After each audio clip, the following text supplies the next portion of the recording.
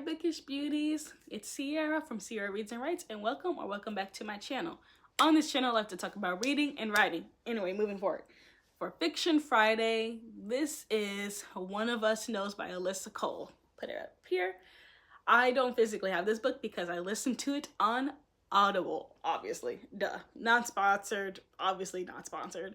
But I listen to Audible a lot. And this video is going to be shorter. I'm trying to condense my Fiction Fridays a little bit better. I've been having more chattier ones. My Little Rot one, I felt like that was very needed to go more in depth because those were some very heavy topics I felt like needed to be talked about. But with Fiction Friday moving forward, I'm going to try to just answer specific questions and then do like a separate short section based off of like maybe like a theme or something that pops up in the story for me. It'll be like a really quick. Okay, try to keep this more concise. First question, what did you think about the book? And how did it make you feel? So 2 parts to that question, but still.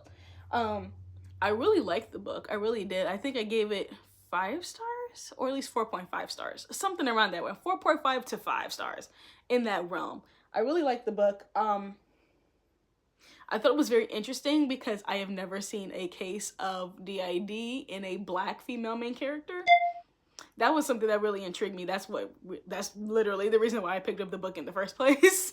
I found that so interesting because I am truly fascinated with DID. Like I want to learn so much more about it because I don't know how it even happens. Like I know there's like certain triggers that people have or certain experiences that they have where an alter comes, but it's like, how did your brain do that though? Some people just like black it out completely where they have like they don't have specific memories. That's me. Like there's certain things I don't remember, not because they were traumatic or anything, but I just don't remember them. But like, how did your brain create a different persona? Like how? Like that's just so interesting to me. How did it make you feel? I just felt really good when it comes to the concept of it. The details in the story when you read it, it made me very frustrated and very mad because based off the content of it, but it was a really good story. Yeah, it was very interesting. I had a lot of feelings about it when I was reading it throughout, trying to figure out what the hell was happening. Our main character, I think her name was Ken. Yep, Ken. She's interesting, but also so are her personalities. Everyone has their own different sense of style, and you know that that's a different person. Like you know that that's somebody else completely talking because the chapters kind of flip different perspectives of the different alters when they are in charge, but also when they're in her head. You get a feel for everybody. It's so interesting. So I really have like mixed feelings. So it's like I feel like really good because it's a very interesting story with a character that you don't normally see. You don't really see a Black person with DID in real life either. Like I've never read any psychological papers or anything like that on a Black person with DID before. I've seen videos of people with DID, but they're mostly white people. So it's very interesting to see a Black person with DID. You're like, huh, okay.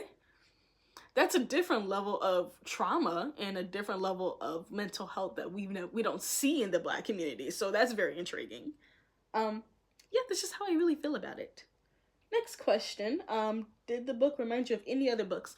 Not necessarily. Not in the sense of like DID, but like I guess vaguely, it kind of reminds me of The Girl in the Photo. I forgot who it's by. Maybe I'll put the picture up here. It kind of reminds me of that a little bit just because the main character in that book,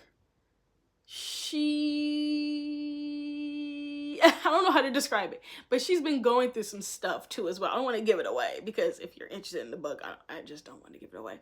That one I read on my Kindle, but it's a mental illness. Let's just go with that. So the story is really about a mom who lost her daughter and also loses her sanity, essentially. So it kind of like vaguely reminds me of that, but not really anyway. If anything, it more so aligns with Moon Knight, because the main character in Moon Knight, this is a show actually, the main character in Moon Knight has DID, and one of his alters serves a Egyptian god. So yeah, I feel like, yeah, that's like the closest thing I think of it relating to. Next question, what connections can you make to the setting? And what would you do if you were in this situation? I don't really know, like, I don't know how like to phrase that correct. I don't know if that's thinking, I don't know if that's phrased how I'm thinking it. It's like, what connections can you make to the setting? Like, connections to my personal self to the setting. I don't think I can make connections to the setting necessarily, but in the dynamic of the situation, I feel like I can make some connections as a Black person. Because I still don't want to spoil it for you guys, but there's just certain things that go on in the story that aren't tied to just the alters and what's happening, like the whodunit side of it. There's the other side of it. There's the historical side of it. I feel like that really connects to me as a Black person, and also just Black history in general, where you're like, ooh, this is sketchy as hell type of thing. I feel like that's a connection to it. And what would I do if I were in that situation? Girl, I don't know. I have no idea if we're tying it to having DID. I don't know what I would do in that situation. Knowing me, I'm a punk. I would probably run. Like, I would be like, yeah, I know I need money, but I don't need money that damn bad. Like, I would not. Literally, that book would be a chapter 1 and then the end. Like, it would not even be a book. It would be a short story. Like, she went back home and she had nothing to do with that place. It'd be that type of thing. I wouldn't even be there in the first place. So with Ken being there and the things that she and her alters experience are freaking wild and terrifying, I wouldn't even be in that situation. I'll be like, you know what? There are other ways to make money, and I don't need to be here on this little creepy castle that's literally on a cliff by the water. And it looks like it could topple over any second and I could die. And I would not be there. And I just want to talk about quickly depicting mental health. So with writing DID, this is just something that I thought of. I did read an article where someone was talking to Alyssa about how she wrote the story. And I'm just interested in like how, like, there's certain mental illnesses that we are typically familiar with, that we read, or maybe ones that we write. But with DID, like, you would have to do extensive research, and she mentioned that in the article, that she did like a lot of research into DID, the alters, and different aspects of alters, and all the different components of DID in general. But how would you write that in a way that's not like demeaning / labeling someone with DID as like dangerous? Like, I feel like that's a bit of a tough dynamic to do, because there's a lot of different things people believe when it comes to like mental health, or even just like people on, like, kids on the spectrum or anything like that, where it's just like that they're not violent people. It's just certain situations that make them feel like out of control, and they're not the ones that act in violence. They're usually the ones that are being victims of violence necessarily. So I feel like with this story, and also just writing in DID, I feel like that's one thing to think of when you're writing a story with such a heavy component of mental illness in it, is like making sure your story doesn't depict your character in the way of them as violent, because you don't want people to make that correlation that they often do, because a lot of people still do it. You don't want people to make that connection, because some people, I've heard this everywhere, I've read this everywhere, that literally people in our country are reading at a 3rd grade level, or have like a 3rd grade level comprehension. Like, it's borderline, like they don't understand the complexities of things. So I feel like with handling such a difficult and complicated mental illness.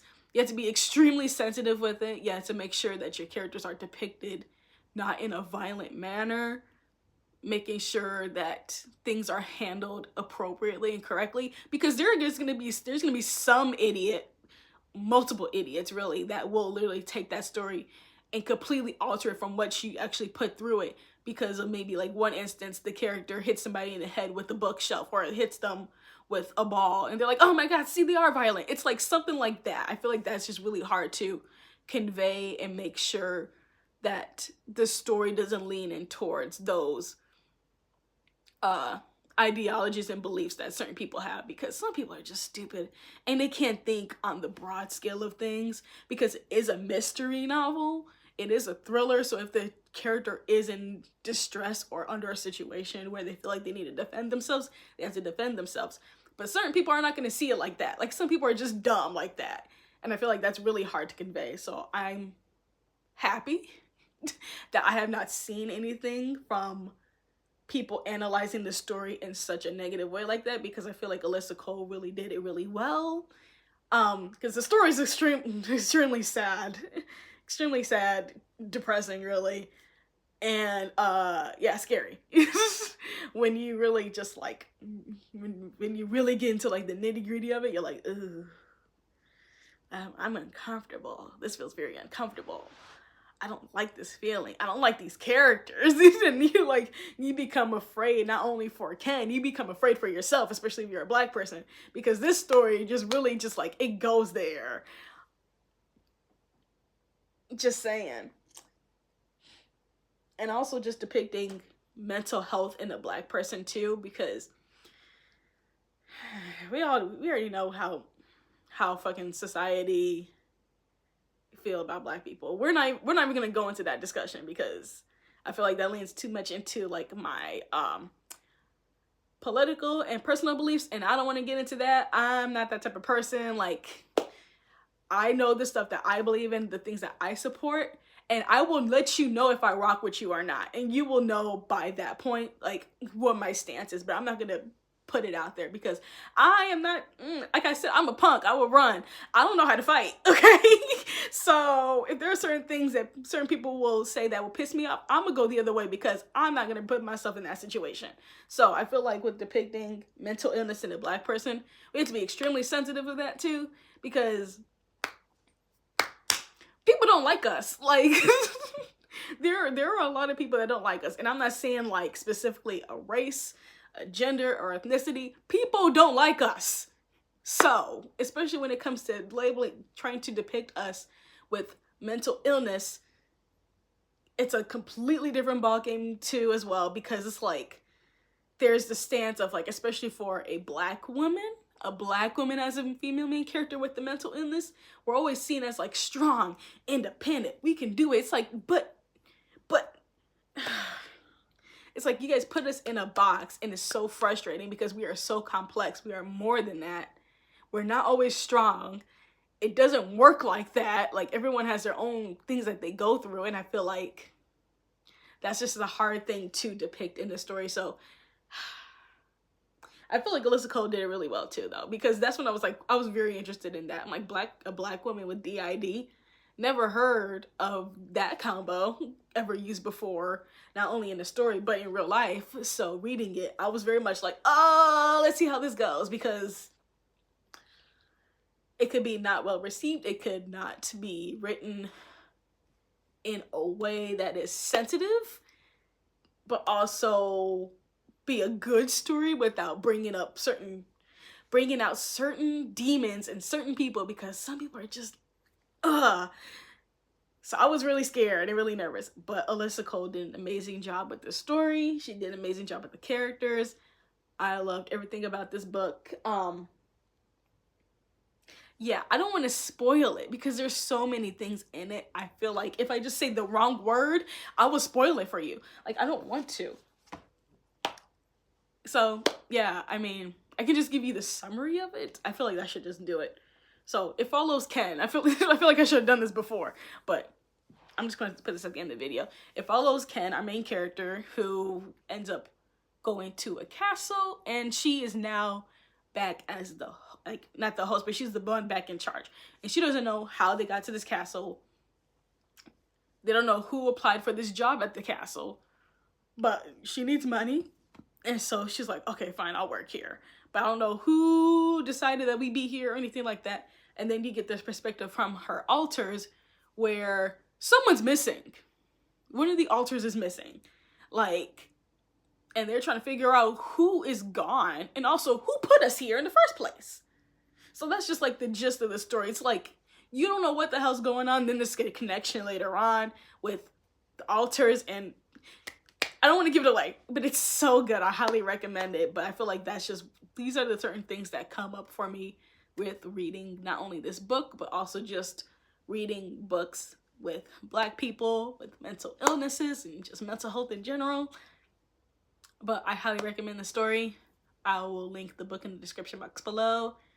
Hopefully this gave you any information, or maybe even just like a little bit of discussion. If you have anything you want to add, you can drop it in the comments below. If you don't know what to add, drop a brown heart emoji. Yeah, so, and until next time, stay magical. Bye.